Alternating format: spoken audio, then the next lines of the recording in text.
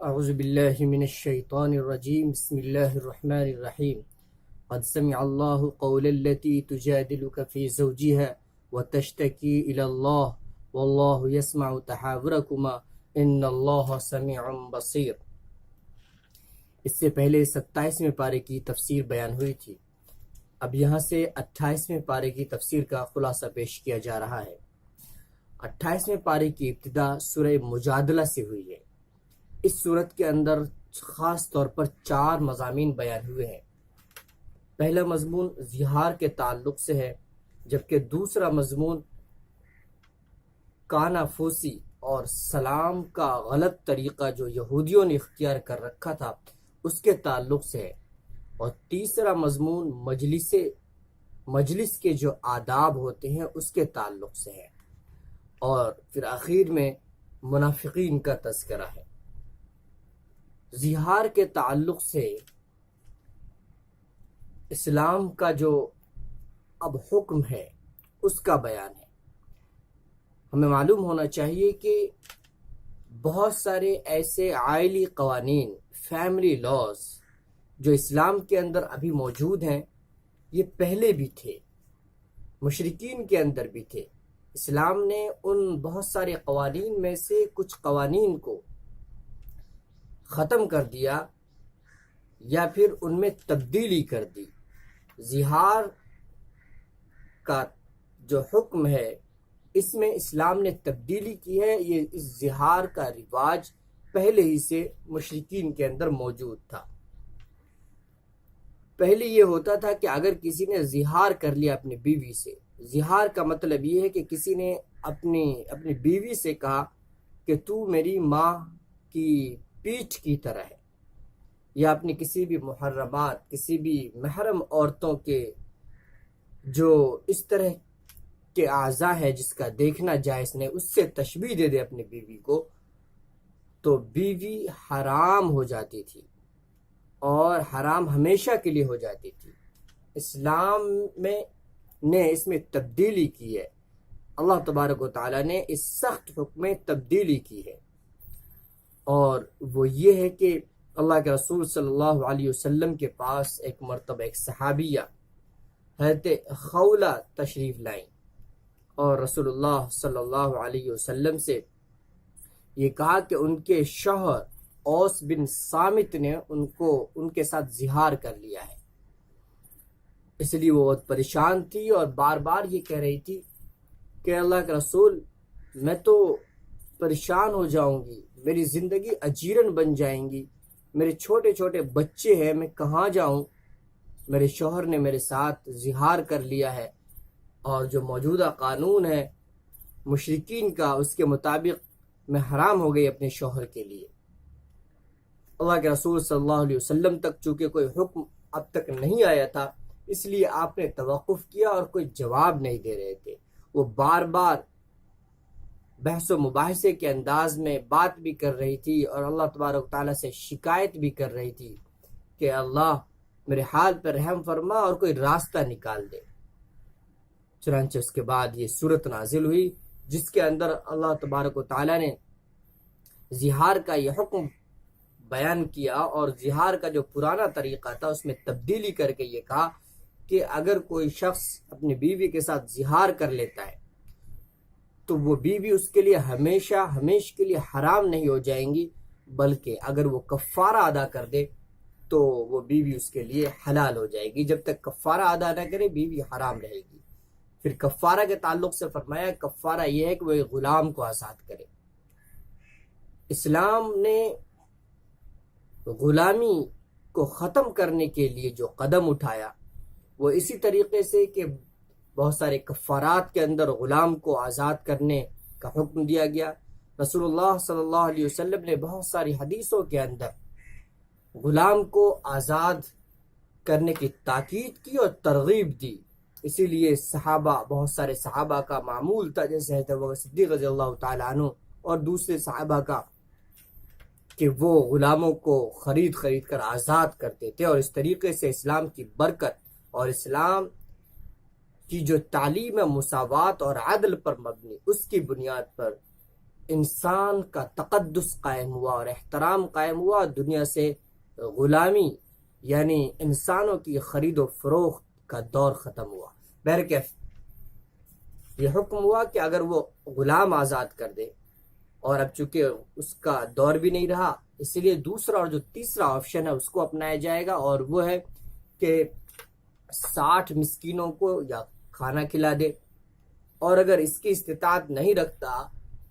اتنا مالدار نہیں ہے کہ 60 مسکینوں کو کھانا کھلائے، تو وہ پھر 60 روزے ہی رکھ لے۔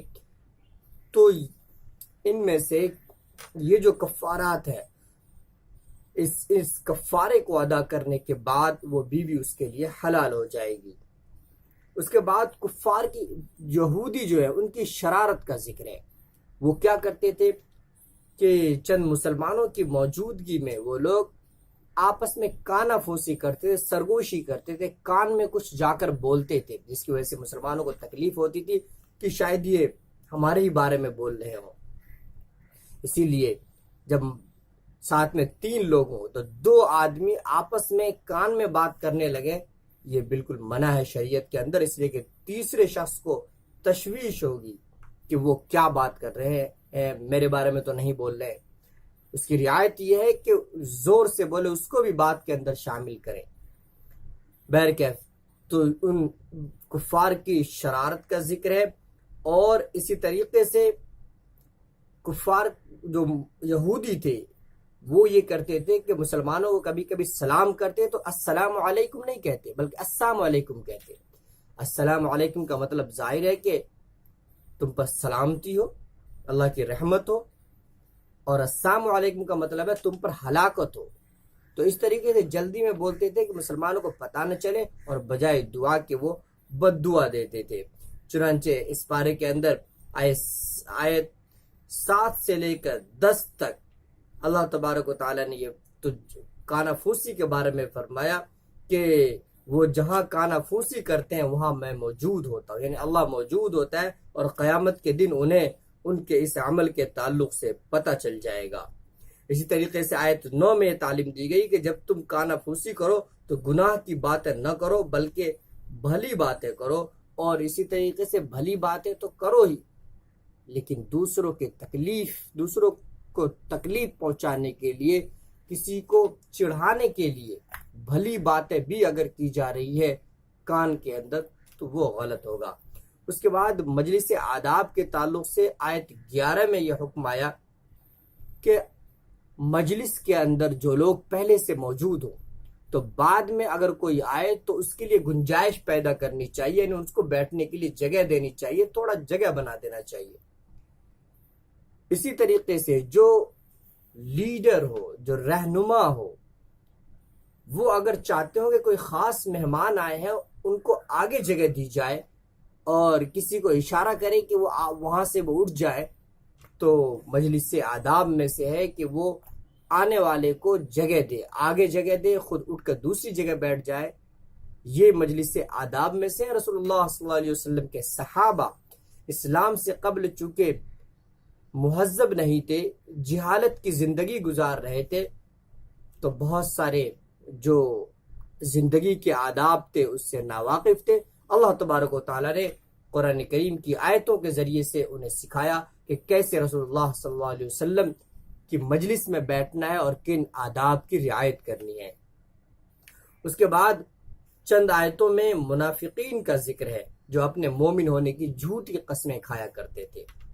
اس کے بعد سورہ حشر شروع ہوتی ہے، یہ سورہ مدنی ہے اور اس میں 24 آیتیں ہیں۔ یہ سورہ 2 ہجری میں نازل ہوئی۔ مدینے کے جو یہودی تھے، رسول اللہ صلی اللہ علیہ وسلم جب مدینہ تشریف لائے تو ان سے ایک معاہدہ کیا ہے۔ معاہدہ اس بات پر کیا ہے کہ وہ دونوں، یعنی وہ اور جن سے معاہدہ ہوا ہے، دونوں ہی فریق امن کے ساتھ رہیں گے، کوئی کسی کی جان یا مال کے ساتھ چھیڑخانی نہیں کرے گا۔ اسی طریقے سے کوئی بھی ایک دوسرے کے دشمن کا ساتھ نہیں دیں گے، اس پر معاہدہ ہو گیا تھا۔ لیکن یہ جو یہودی تھے یہ رسول اللہ صلی اللہ علیہ وسلم کے خلاف سازشیں کرتے تھے، اور خفیہ طور پر دشمنوں کا ساتھ دیتے تھے۔ اللہ کے رسول صلی اللہ علیہ وسلم نے قبیلہ بنو نذیر کے پاس رسول اللہ صلی اللہ علیہ وسلم تشریف لے گئے تاکہ انہیں بتائیں کہ انہوں نے جو معاہدے کی خلاف ورزی کی ہے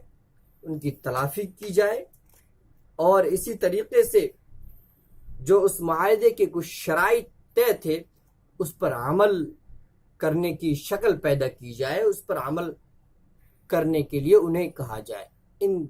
اس طرح کی گفتگو کے لیے آپ یہودیوں کے قبیلہ بنو نذیر کے پاس اب تشریف لے گئے ہیں۔ ان لوگوں نے یہ پلان بنایا کہ جیسے رسول اللہ صلی اللہ علیہ وسلم آئیں گے ہم ان سے بات چیت کرنے لگیں گے، اور اگر ایک آدمی کو طے کیا کہ وہ جائے اور اوپر سے ایک بڑا پتھر، چٹان کی شکل کا پتھر لے کر رسول اللہ صلی اللہ علیہ وسلم کے اوپر ڈال دے، جس کی وجہ سے آپ صلی اللہ علیہ وسلم شہید ہو جائے۔ جب آپ پہنچے وہاں تو اللہ تبارک و تعالی نے وحی کے ذریعے سے ان کی سازش کی اطلاع دے دی رسول اللہ صلی اللہ علیہ وسلم کو۔ آپ وہاں سے فوراً واپس آ گئے ہیں، اور واپس آنے کے بعد آپ نے ان لوگوں کو کہہ دیا ہے کہ آج سے ہمارا معاہدہ ختم ہو گیا ہے، اور اس کے بعد یہ اعلان کر دیا کہ ایک مدت طے کر دی کہ فلاں وقت تک آپ لوگوں کو مدینہ چھوڑنا ہوگا۔ تو جو منافقین تھے ان لوگوں نے کیا کیا کہ ان یہودیوں سے کہا کہ تم لوگ قطعاً مدینہ مت چھوڑنا، ہم تمہارے ساتھ ہیں۔ اس طریقے سے ان لوگوں نے بھروسہ دلایا، لیکن جب وہ جو مدت دی تھی وہ مدت پوری ہو گئی اور اس کے باوجود وہ لوگ مدینہ نہیں چھوڑے، تو کوئی بھی منافق ان کا ساتھ دینے کے لیے نہیں آیا۔ اس لیے کہ منافق کا مطلب ہی یہی ہے کہ وہ دونوں کی طرف رہے، اسے بھی خوش کرے اسے بھی خوش کرے۔ تو بظاہر تو اپنے آپ کو مسلمان کہتے تھے، اب مسلمان ظاہر کرتے تھے، اور خفیہ طور پہ وہ ان کی مدد کرنے کی کوشش کرتے تھے، اس لیے وہ سامنے نہ آئے، اور بالآخر اللہ کے رسول صلی اللہ علیہ وسلم نے حکم دیا اور بنو نذیر کے قلعے کا محاصرہ کر لیا گیا۔ جب محاصرہ کر لیا گیا تو ان لوگوں نے ہتھیار ڈال دیے، اور پھر انہیں یہ حکم ہوا کہ وہ مدینہ چھوڑ کر چلے جائے، اور ان کے پاس جو بھی ساز و سامان ہے وہ سب آرام سے وہ لے جا سکتے ہیں، بس ہتھیار لے کر نہ جائیں، اور اس طریقے سے وہ چلے گئے۔ اس کے بعد اللہ تبارک و تعالیٰ نے آیت 7 میں مال فے کے مستحقین کا ذکر کیا ہے۔ مال فے اس مال کو کہتے ہیں کہ دشمن سے جنگ کی نوبت نہ آئے اور ان کا جو مال ہے وہ ہاتھ لگے، وہ مال چھوڑ کر چلے جائے۔ تو اس طرح کا جو مال ہے اس کو مال فے کہا جاتا ہے۔ اس کے مستحق کون ہے؟ اللہ تبارک و تعالیٰ نے فرمایا کہ اس کے مستحق اللہ ہے، رسول ہے، رشتہ دار ہے، یتیم، مسکین اور مسافر، یہ لوگ اس دولت کے حقدار ہیں۔ اور پھر آگے فرمایا کَإِ لَا يَكُونَ دُولَةً بَيْنَ الْأَغْنِيَاءِ مِنْكُمْ۔ معیشت کا ایک جامع اصول اللہ نے بتایا اس آیت کے اس ٹکڑے کے اندر، کہ تاکہ دولت صرف مالداروں کے درمیان گشت کرتی نہ رہ جائے، دولت صرف مالداروں کے درمیان گردش نہ کرتی رہ جائے۔ یعنی اسلام کا یہ مزاج ہے کہ دولت جو ہے صرف مالداروں کے ہاتھوں میں نہ رہے، بلکہ ہر شخص کو بنیادی ضرورت پوری کرنے کا موقع ملے، ہر شخص کے پاس اتنی دولت ہو کہ وہ اپنی ضروریات پوری کر سکے۔ پھر اگر کوئی محنت کر کے حلال طریقے سے زیادہ کماتا تو غلط نہیں ہے، اچھا ہے، زیادہ سے زیادہ کمائے، اللہ کے راستے میں بھی خرچ کرے اور اللہ تبارک و تعالیٰ سے اجر کے مستحق بنے۔ لیکن یہ طریقہ معیشت کا کہ چند لوگوں کے ہاتھوں میں دولت سمٹ کر رہ جائے، دنیا کی دولت پر چند لوگوں کی اجارہ داری قائم ہو جائے، اسلام اس کی مخالفت کرتا ہے۔ چند سالوں قبل ایک خبر آئی تھی کہ وال اسٹریٹ امریکہ کے اندر کچھ لوگ یہ مظاہرہ کر رہے تھے، اور مظاہرین کا یہ کہنا تھا کہ اس ملک کی 99% دولت صرف 1% لوگوں کے ہاتھ میں ہے، جبکہ 1% دولت پر 99% لوگ جی رہے ہیں۔ کوئی مزدوری کر رہا ہے تو کوئی اور کسی طریقے سے کوشش کر کے کھانے پینے کا زیادہ سے زیادہ انتظام کر رہا ہے اور باقی پوری دولت پر صرف 1% مالداروں کا قبضہ ہے. تو یہ نہیں ہونا چاہیے. یہ اسلام نے جو معیشت کا نظام دیا ہے اس کے بالکل خلاف ہے. اسلامی نظام معیشت تو یہ ہے کہ حضرت عمر رضی اللہ تعالیٰ عنہ، حضرت عمر ثانی یعنی خلیفہ جو تھے، ان کے دور کے بارے میں یہ آتا ہے، عمر ابن خطاب نہیں، جو دوسرے خلیفہ تھے، امیر المومنین تھے، وہ خلفائے اربعہ ان میں سے نہیں، ان کے بعد کے ہیں. ان کے دور میں ایسا ہوا، ایسا معیشت کا ایسا نظام قائم کیا گیا کہ لوگ اپنی زکوٰۃ کی رقم لے کر مستحق زکوٰۃ کو تلاشتے تھے اور کوئی زکوٰۃ لینے والا نہیں ملتا تھا. تو یہ نظام ہونا چاہیے. اسی لیے اسلام کے اندر مال کو اسٹاک کر کے رکھنے کی ممانعت آئی ہے کہ لوگ مال کو اسٹاک کر لیتے تھے اور پھر جب مہنگائی بڑھ جاتی تھی تو پھر مہنگی قیمت میں سامان کو بیچتے تھے. رسول اللہ صلی اللہ علیہ وسلم کے زمانے میں باہر سے لوگ مال لے کر آتے تھے اور جو وہاں کے تاجر لوگ ہوتے تھے وہ شہر سے باہر نکل کر ان کا مال خرید لیتے تھے اور اسٹاک کر لیتے تھے، اور پھر جب وہ چیز ختم ہو جاتی تھی تو پھر مہنگی قیمت پر بیچتے تھے. ان چیزوں کی بھی ممانعت کی ہے.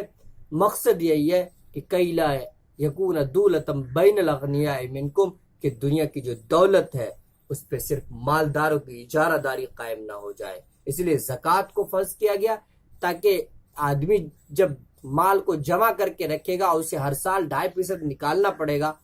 تو اس کی سوچ میں یہ بات آئے گی کہ ارے اس کو ہم نے جمع بھی کر رکھا ہے، اس میں سے دینا بھی پڑ رہا ہے، تو کیوں نہ اس کو تجارت میں لگایا جائے اور اس سے نفع حاصل کرنے کی کوشش کی جائے تاکہ زکوٰۃ دینا بھاری نہ ہو. اور جب اس مال کو تجارت کے اندر لگایا جائے گا، بزنس کے اندر لگایا جائے گا، تو اس سے دوسرے لوگ بھی فائدہ اٹھائیں گے، مزدوروں کو مزدوری ملے گی، دوسرے اور جو لوگ ہیں اس سے بھی فائدہ اٹھائیں گے،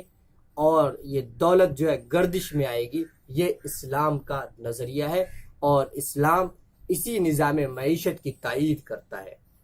اس کے بعد سورہ ممتحنہ شروع ہوتی ہے. یہ سورہ مدنی ہے اور اس میں 13 آیتیں ہیں.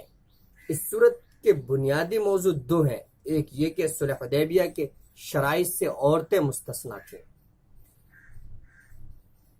صلح حدیبیہ میں یہ طے ہوا تھا کہ جو مرد مدینہ چلے جائیں تو مدینہ والوں کے لیے ضروری ہوگا کہ ان کو واپس کریں، لیکن جو مدینے کے لوگ مرد مکہ آ جائیں تو مکہ والوں کے لیے ضروری نہیں ہوگا کہ انہیں واپس کریں. لیکن یہ صرف مردوں کے لیے تھا، عورتوں کے لیے نہیں تھا.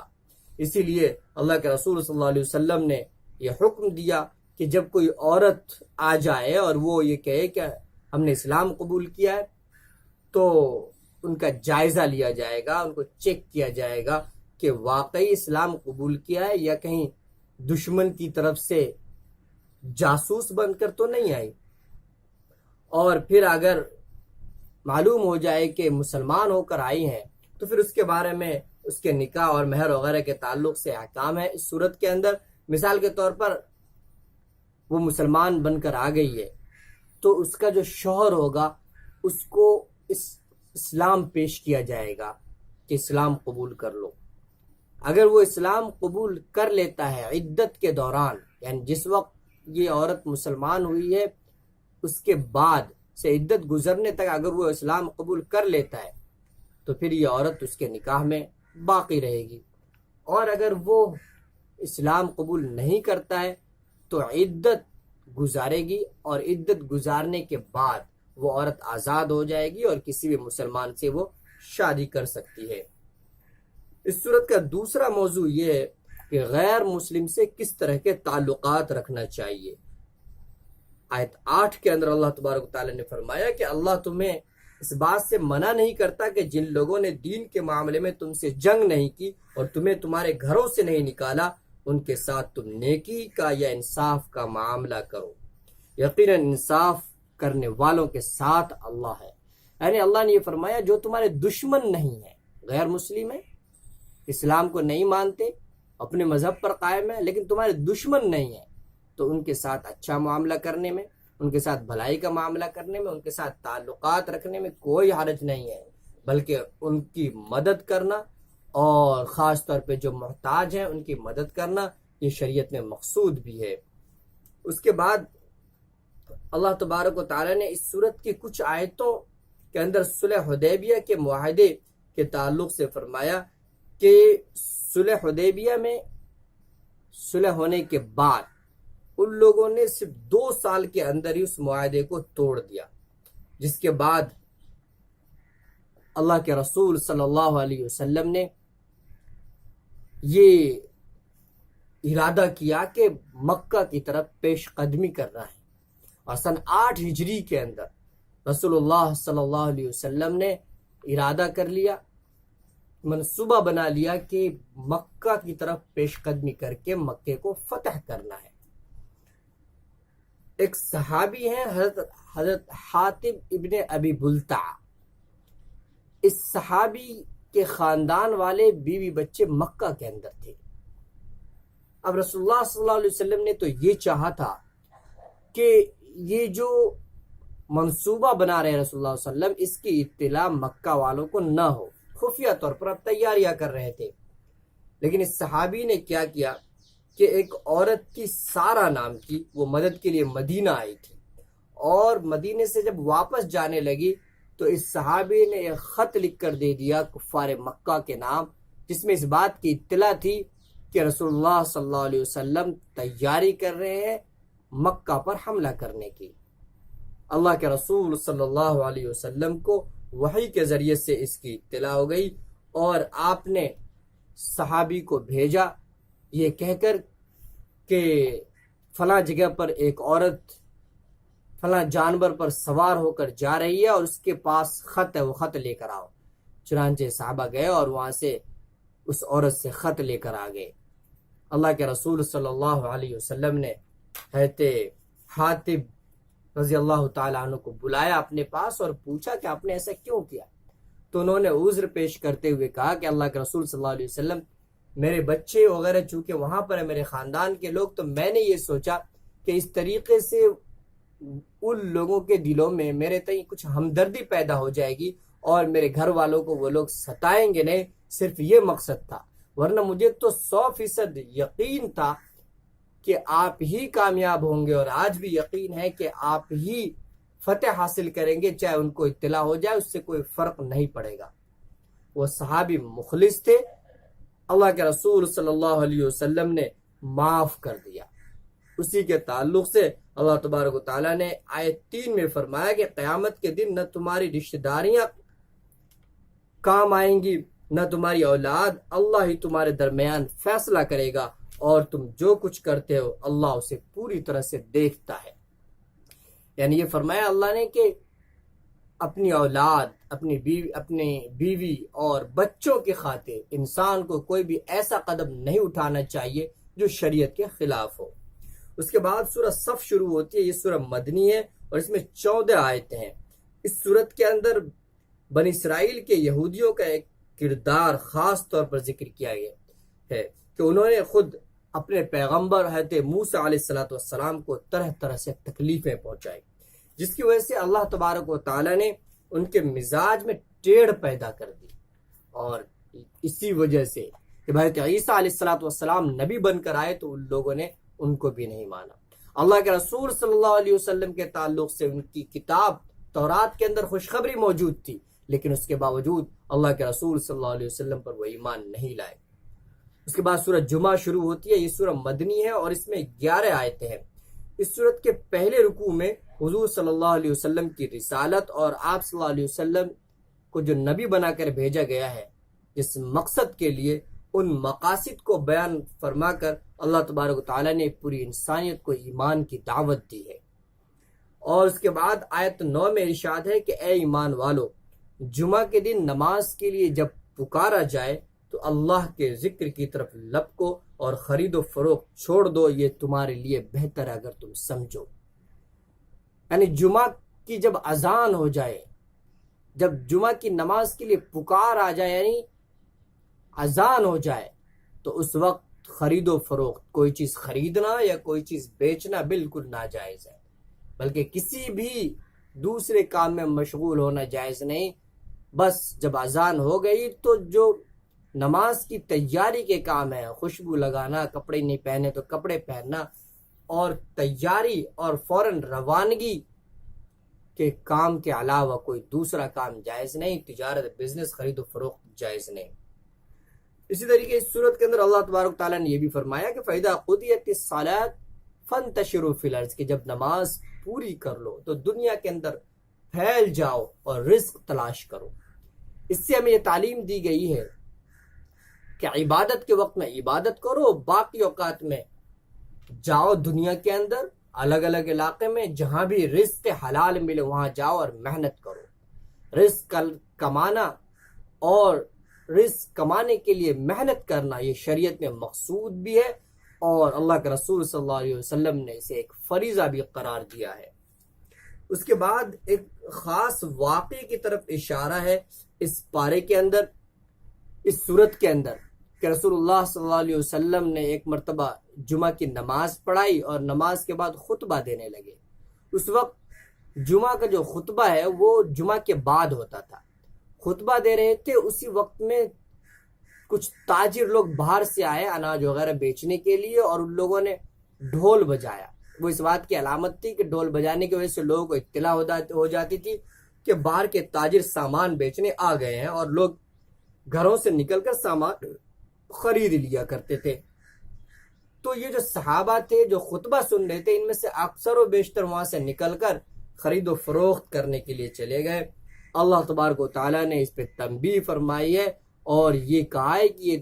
تمہاری تجارت اور یہ لہو و لعب، یہ چیزیں ایسی ہیں کہ اللہ تبارک و تعالیٰ کے پاس جو تمہیں اجر ملنے والا ہے وہ اجر ان چیزوں سے بہتر ہے، اور گویا اس پر تنبیہ فرمائی گئی ہے کہ یہ جو ان کا عمل تھا وہ بالکل غلط تھا۔ اور یہ اس آیت کے اندر ہے کہ رسول اللہ صلی اللہ علیہ وسلم کو تنہا چھوڑ کر یہ لوگ چلے گئے۔ اس وقت میں دراصل کھانے پینے کی چیزوں کی قلت اور کمی ہو گئی تھی، اس لیے صحابہ محتاج تھے، ایک دم سے نکل گئے، اسی لیے ان لوگوں نے ایسا کیا اور اللہ تبارک تعالیٰ نے تنبیہ فرمائی۔ اس سے ایک بات اور بھی سمجھ میں آئی کہ جمعہ کے اندر جس طریقے سے جمعہ فرض ہے، اسی طریقے سے جمعہ کا خطبہ سننا بھی ضروری ہے۔ اسی لیے وہ لوگ صرف خطبہ چھوڑ کر گئے تو اللہ تبارک و تعالیٰ نے ان کو منع کیا اور تنبیہ کی۔ اس کے بعد سورہ منافقون شروع ہوتی ہے۔ یہ سورہ مدنی ہے اور اس میں 11 آیتیں ہیں۔ جنگ بن المستلق سے واپسی کے دوران ایسا ہوا کہ ایک انصار صحابی اور ایک مہاجر صحابی، مہاجر یعنی وہ صحابہ جو مکہ سے ہجرت کر کے مدینہ آ گئے تھے، اور انصار یعنی وہ صحابہ جو وہاں کے اوریجنل سٹیزنز تھے مدینہ کے۔ تو ان دو صحابہ کے درمیان پانی کے مسئلے پر کچھ اختلاف ہو گیا اور کچھ بحث و مباحثہ وغیرہ کی، آپس میں تھوڑی سی لڑائی ہو گئی ان کی۔ تو لڑائی جب ہو گئی تو جو مہاجر صحابی تھے انہوں نے اپنے مہاجر صحابہ کو آواز دی، اور جو انصاری صحابہ تھے انہوں نے اپنے ساتھیوں کو آواز دی، اور اس طریقے سے دونوں لوگ جمع ہو گئے۔ رسول اللہ صلی اللہ علیہ وسلم کو جب اس کی اطلاع ہوئی تو آپ فوراً تشریف لائے اور یہ فرمایا کہ مہاجر اور انصار کے نام پر لڑائی کرنا وہ جاہلانہ عصبیت ہے جس سے اسلام نے نجات دی ہے۔ اور پھر آپ صلی اللہ علیہ وسلم نے فرمایا کہ یہ عصبیت کے بدبودار نعرے ہیں جو مسلمانوں کو چھوڑنے ہوں گے، یعنی علاقے کی نسبت پہ، زبان کی نسبت پہ، خاندان اور نسل کی نسبت پہ کسی کے ساتھ ڈسکریمنیشن کرنا، باعث نیس دکھانا، باعث بننا، متعصب بننا، یہ وہ چیزیں ہیں اسلام جسے ختم کرنے کے لیے آیا ہے۔ رسول اللہ صلی اللہ علیہ وسلم جب تشریف لائے اور جب انہیں اس عصبیت کی برائی کو بتلایا تو پھر وہ لوگ لڑائی جھگڑے سے رک گئے، اور اس طریقے سے جو دونوں صحابی لڑ رہے تھے ان کے درمیان معافی تلافی ہو گئی اور معاملہ ختم ہو گیا۔ ادھر جو منافقین تھے وہ ایسے موقع کی تلاش میں رہتے تھے کس طریقے سے کوئی موقع ملے اور مسلمانوں کو آپس میں لڑا دیا جائے تاکہ ان کی طاقت ختم ہو جائے، ان کا اتحاد پارا پارا ہو جائے۔ چنانچہ منافقین کا جو سردار تھا عبداللہ بن ابی، اس نے کیا کیا کہ اس نے جو انصار صحابہ تھے، مدینے کے رہنے والے صحابہ تھے، ان سے کہا کہ یہ دیکھو، تم نے ان لوگوں کو مدینے کے اندر رہنے کی جگہ دی، اپنے سروں پر بٹھایا، اور آج یہ تمہارے اوپر ہی حملہ آور ہونے کی پوزیشن میں آ گئے۔ اور یہ بھی کہا کہ ہم جب مدینہ پہنچیں گے تو ہم میں سے جو عزت والے لوگ ہیں وہ ذلیل لوگوں کو وہاں سے ضرور نکالیں گے۔ یعنی جو مدینے والے ہیں، وہ جو صحابہ مکے سے آئے تھے، ان لوگوں کو ضرور نکالیں گے، اس طرح کی بات کی۔ ایک صحابی تھے زید ابن ارقم، وہاں موجود تھے، ان کو بہت برا لگا، اور برا لگنا بھی چاہیے۔ وہ رسول اللہ صلی اللہ علیہ وسلم کے پاس گئے اور انہوں نے اطلاع دی کہ یہ منافق ایسی ایسی باتیں کر رہا ہے اور اس طریقے سے پھوٹ ڈالنے کی کوشش کر رہا ہے۔ اللہ کے رسول صلی اللہ علیہ وسلم کو جب اس کی اطلاع ہوئی تو عبداللہ بن ابی کو بلایا اور یہ کہا کیا تم نے ایسا ایسا کہا ہے؟ تو اس نے صاف انکار کر دیا کہ نہیں، میں نے تو ایسا کچھ بھی نہیں کہا ہے۔ بہر کہ اب بات ختم ہو گئی، رسول اللہ صلی اللہ علیہ وسلم کے پاس جب تک کوئی واضح ثبوت نہ ہو آپ فیصلہ نہیں کرتے تھے، چاہے یقین ہو کہ فلاں غلط ہے فلاں صحیح ہے، لیکن آپ کا معمول تھا کہ دلیل کی بنیاد پر ہی فیصلہ کرتے تھے۔ چنانچہ اس کے بعد اللہ تبارک و تعالی نے یہ صورت نازل کی جس کے اندر صاف فرما دیا کہ یہ اس منافق نے ایسا کہا ہے اور یہ لوگ ایسا ایسا جو منافقین بول رہے تھے، اور اس طریقے سے حضرت زید ابن ارقم کی تصدیق کی اور منافقین کی حقیقت واضح فرما دی اللہ تبارک و تعالیٰ نے۔ اور یہ فرمایا اس آیت کے اندر کہ یہ کہتے ہیں کہ ہم عزت والے لوگ ذلیل لوگوں کو نکالیں گے، حالانکہ عزت جو ہے وہ تو صرف اللہ اور اس کے رسول کے لیے ہے، اور عزت تو صرف مومنین کے لیے ہے۔ ان منافقین کو کیا پتا؟ اس لیے کہ جو منافقین ہوتے ہیں ان کی عزت ہی کیا ہوتی ہے، وہ اپنوں کی نظر میں بھی اور غیروں کی نظر میں بھی، دونوں کی نظر میں ذلیل ہوتے ہیں، کوئی ان پہ اعتبار نہیں کرتا۔ اس کے بعد آیت 10 میں اللہ تبارک و تعالیٰ نے یہ ارشاد فرمایا، اور خرچ کرو جو کچھ